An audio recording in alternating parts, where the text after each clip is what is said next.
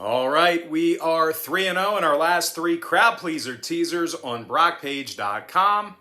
And if you want to access today's crowd pleaser teaser pick, the link for that play is in the description section below. Now, if you're not signed up on my website, or if you have no idea what I'm talking about right now, I'm going to explain it in just a moment. But before we go ahead and move on, just want to take a quick time out and welcome you to the video. My name is Brock Page, and I do sports picks for free right here on YouTube. I also sell my personal bets on BrockPage.com. And I have packages on that website beginning at just $1.99. Now, the purpose of these YouTube videos is to provide free informational sports betting content. And it's also designed to generate interest in signing up for a membership on my website.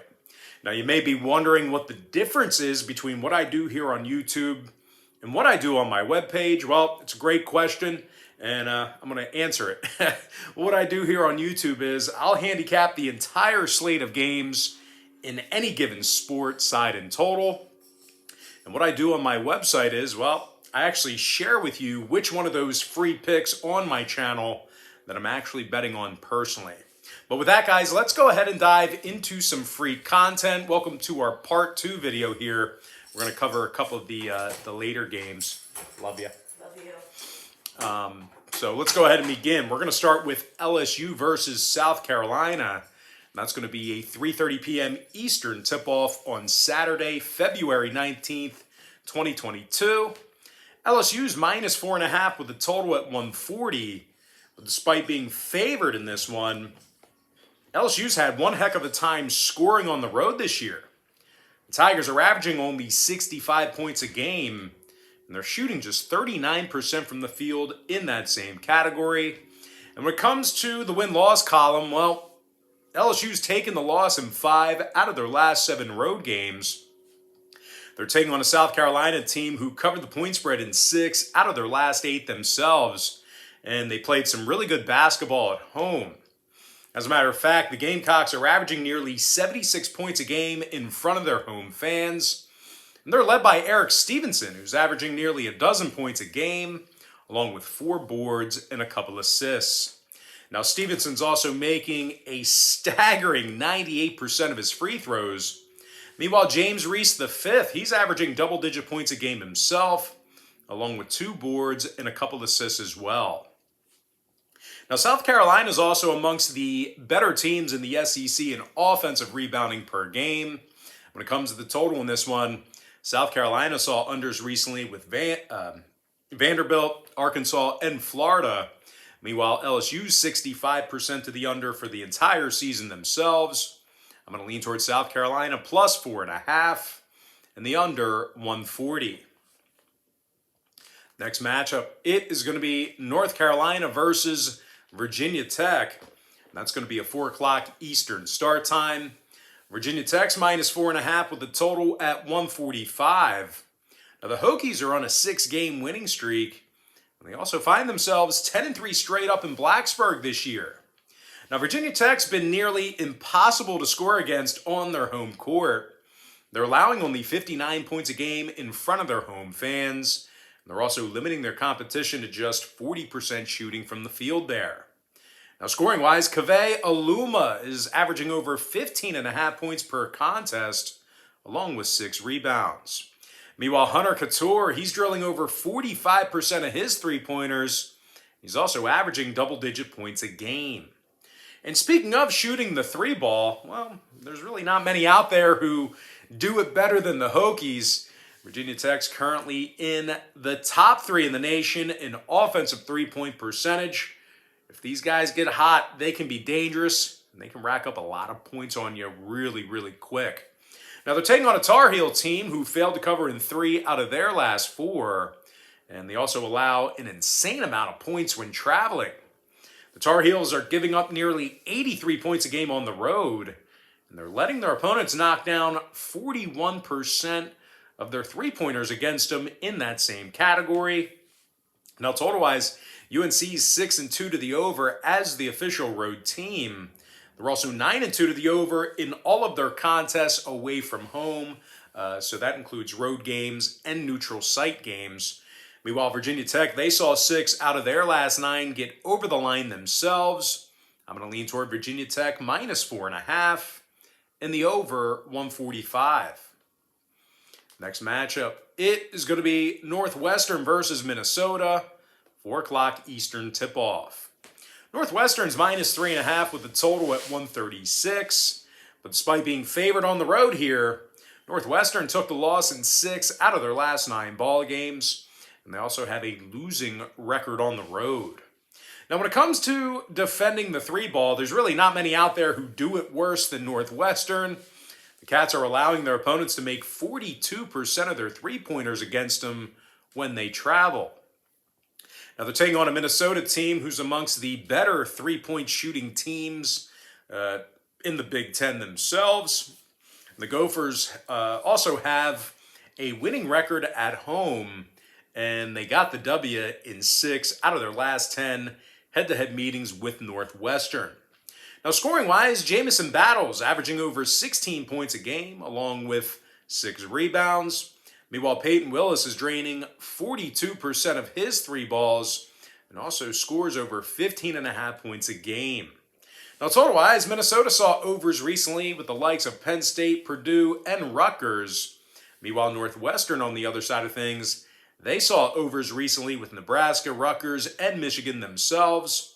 I'm going to lean toward Minnesota +3.5 in the over 136. Next contest, it is going to be Tennessee versus Arkansas, 4 p.m. Eastern tip-off. Arkansas is -2 with a total at 141. And, well, to be favored by just a bucket here is remarkable, especially considering Arkansas has been nearly unbeatable at home this season. They're 14-1 straight up at the Bud Walton Arena, and they're scoring 81 points a game there. J.D. Note is averaging over 18.5 points per contest, along with 4 boards and 3.5 assists. Meanwhile, Stanley Umade is scoring nearly 12 points a game himself, along with 4 rebounds. And speaking of boards, Arkansas is currently in the top 25 in the country in offensive rebounds per game. They're taking on a Tennessee team who plays just 500 basketball on the road. They're actually struggling to grab offensive boards away from their home court. Now, when it comes to shooting the basketball in this one, the Vols are making just 43% of their field goals this year. When it comes to the total in this one, Tennessee saw 4 out of their last 7 get over the line. They're also 8-2 to the over in their last 10 meetings with Arkansas, so if you're into historical trends, you certainly want to think about that one there. Meanwhile, the Razorbacks are 60% to the over as the official home team. I'm going to lean toward Arkansas -2 in the over 141. Next contest, it is going to be Virginia versus Miami, and that's going to be a 5 o'clock Eastern start time. Not on our big screen behind us, but we're going to handicap the game anyway. Miami, the Hurricanes, they're -2 at home with the total at 127. Now, the Canes won their last 3 straight, and they also went 70% against the number in their last 10. Miami's also 10-3 straight up at the Watsco Center, and they're scoring nearly 80 points a game there. Cameron McGusty, he's averaging over 17.5 points a game, along with 5 boards and a couple assists. Meanwhile, Isaiah Wong is averaging over 15.5 points a game himself, along with 4 boards and 2 assists. Now, the Canes are also making nearly 48% of their shots from the field this season. They're taking on a Virginia team who's lost 6 of 10 on the road this year. They score only 61 points a game in those contests.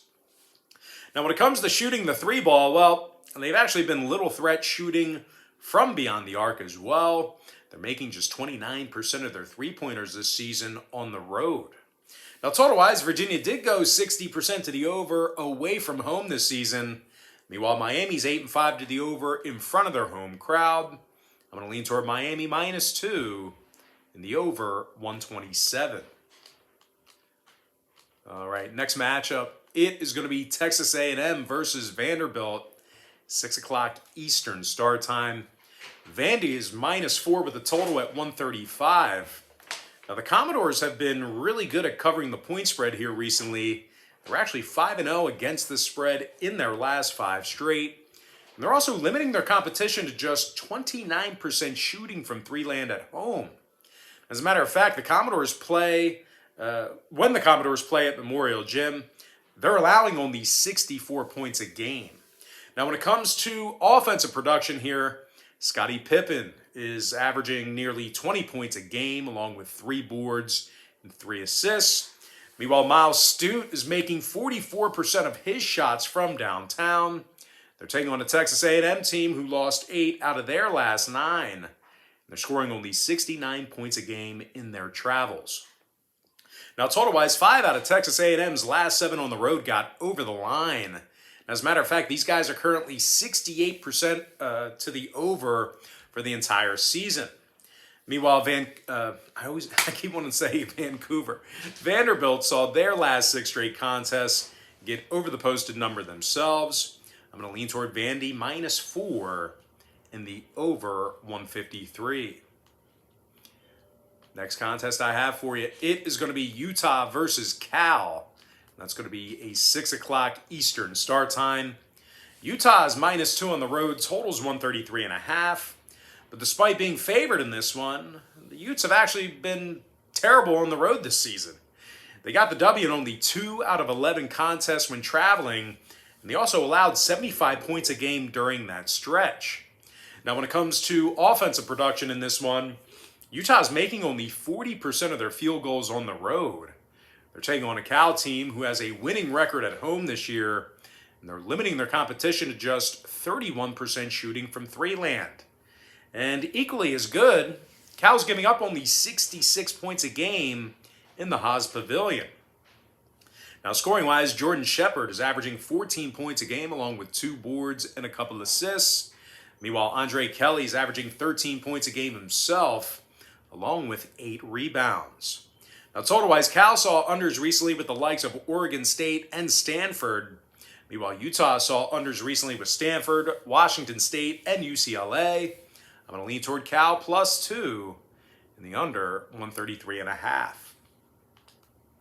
Next matchup, it is going to be Utah State versus Boise State. And that's going to be a 6 o'clock Eastern tip-off. Boise State's -3.5 with a total at 131. Now, the Broncos have been playing some really good basketball here lately. They got the W in 8 out of their last 10 outings. And they actually play some of the best defense in the nation. As a matter of fact, the Broncos are allowing only 59 points a game. They're currently in the top 25 in the country in defensive boards.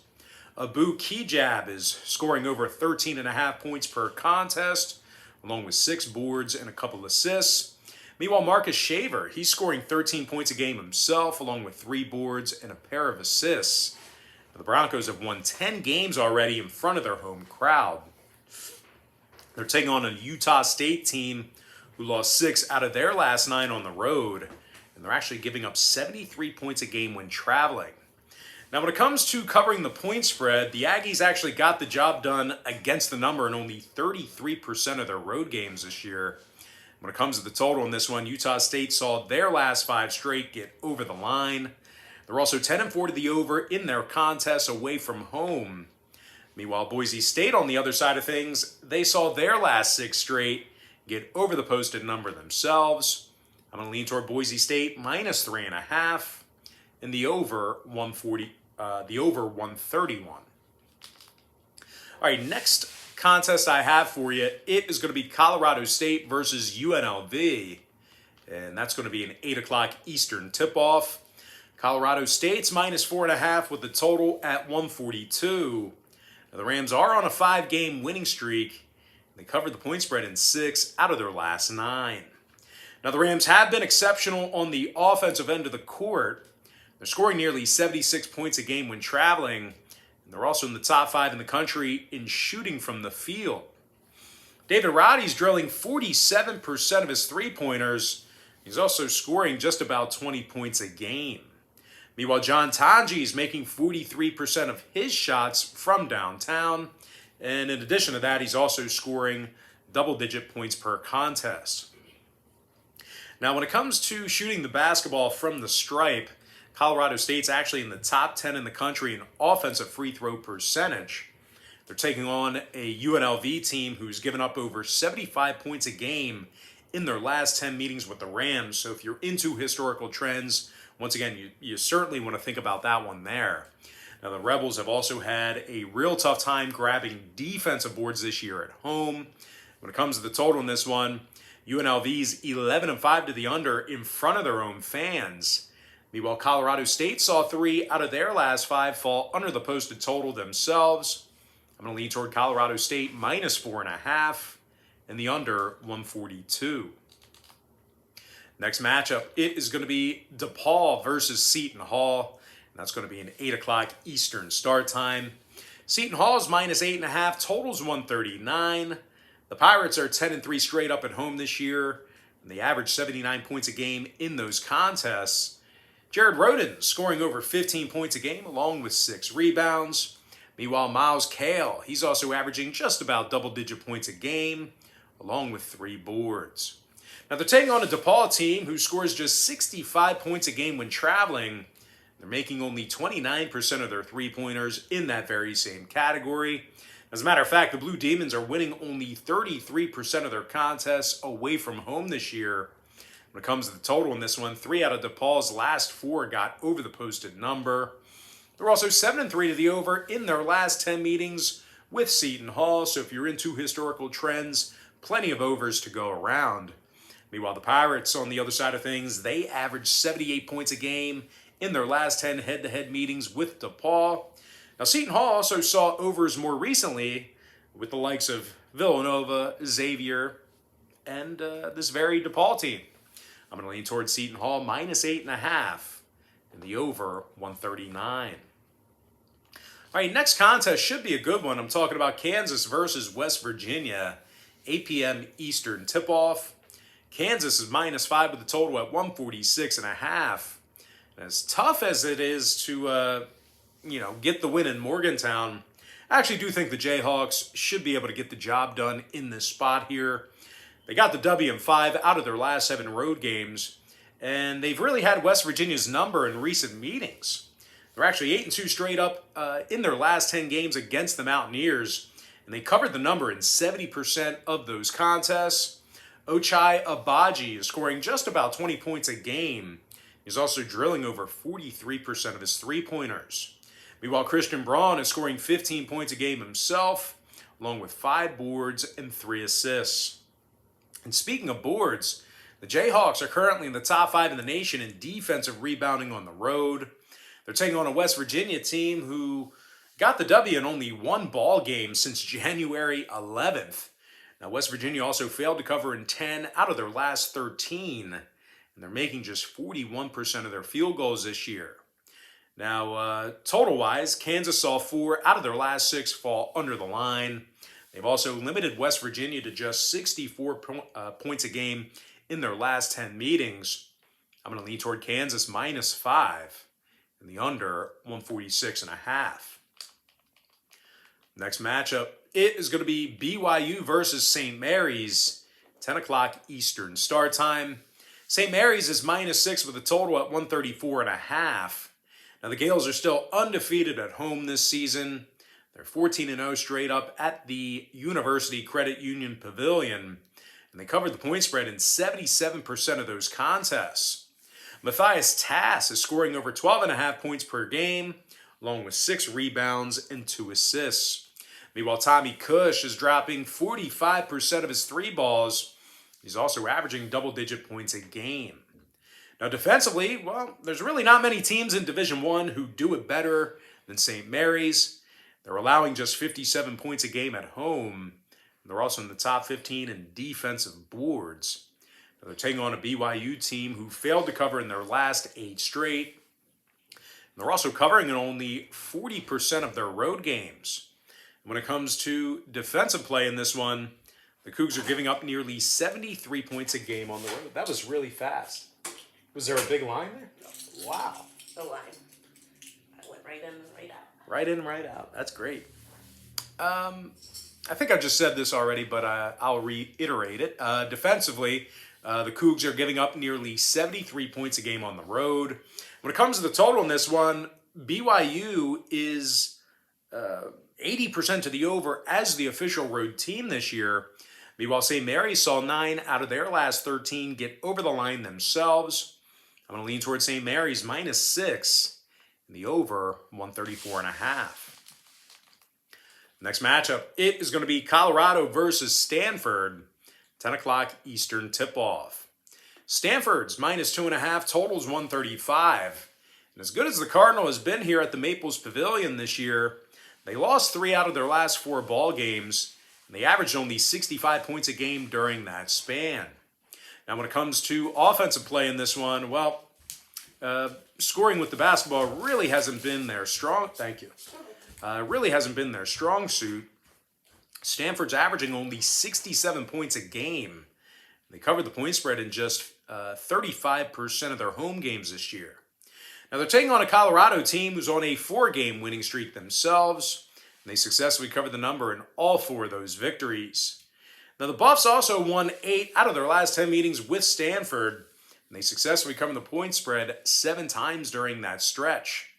Jabari Walker's averaging over 14.5 points a game, along with 9 rebounds. Meanwhile, Evan Batty's sinking 48% of his 3 balls and also averages 11.5 points a game. Now, when it comes to defensive play, Colorado's allowing only 66 points per contest. When it comes to the total in this one, 5 out of the Buffs' last 8 road games fell under the posted number. Meanwhile, Stanford's 6-3 to the under in their last 9. I'm going to lean toward Colorado +2.5 and the under 135. Next matchup, it is going to be Oregon versus Arizona, 10 p.m. Eastern tip-off. Arizona's -13 with the total at 152.5. Now the Wildcats won their last 7 straight, and they still remain undefeated at home. Arizona's also in the top 3 in the nation in scoring on average per game. And they're also in the top 3 in the country in offensive rebounding as well. Benny Mathurin grabs over 5.5 rebounds a game, 17 points per contest for Benedict.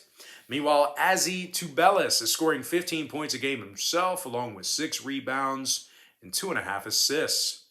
Now, Arizona's making nearly 51% of their field goals at home.